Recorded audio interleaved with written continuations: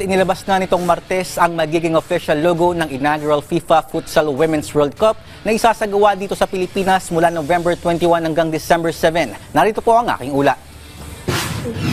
Bilang hudyat sa formal na paglulunsad ng inaugural Futsal Women's World Cup dito sa bansa, ipinakita na ng International Federation for Association Football o FIFA at ng Philippine Football Federation o PFF nitong Martes sa Makati City ang magiging official logo ng torneo na arangkada mula November 21 hanggang December 7. Nanguna sa pagpapasilip ng magiging tatak ng All Women's Futsal World Cup ay sina FIFA Director of Tournaments Jaime Yarza at PFF President John Gutierrez. Sa naging panayam ng PTV Sports kay Yarza, inilahad niya kung anong naging inspirasyon ng mga ginamit na kulay at hugis sa official logo.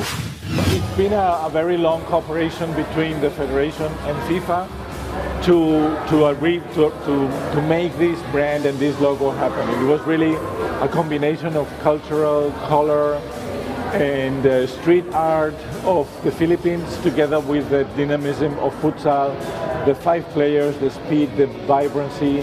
So we wanted to really convey not only futsal, which was relatively easier to do, but also a young, modern, vibrant, colorful country like the Philippines into the brand.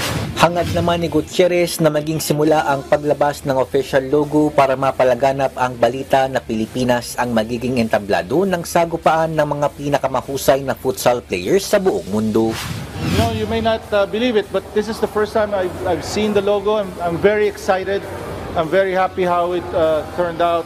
Finally, the brand launch. Finally, we make the world know that futsal is here in the Philippines, going to be hosting the FIFA Futsal World Cup for the world to see who the best women's futsal players are.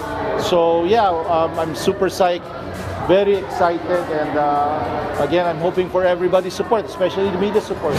Dumalo rin sa brand launch ang ilang mga miyembro ng ating Philippine Women's National Futsal Team, kabilang na ang veteran voter na si Shai Del Campo. Ayon kay Del Campo, mas nadagdagan ng kanilang excitement na makapaglaro sa World Cup dahil sa bagong logo. Overall, very excited. I'm really grateful that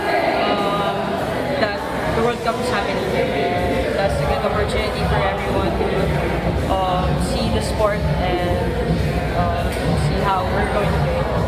Kabuuang 16 na bansa ang magtatagisan para sa kampyonato ng kauna-unahang FIFA Futsal Women's World Cup. Bilang host country, sigurado na ang pwesto ng Pilipinas sa World Cup, pero bilang paghahanda, lalahok pa ang ating pambansang kupunan sa AFC Women's Futsal Asian Cup sa China na gaganapin mula May 7 hanggang 18. Darrell Flores para sa Atletang Pilipino, para sa Bagong Pilipinas.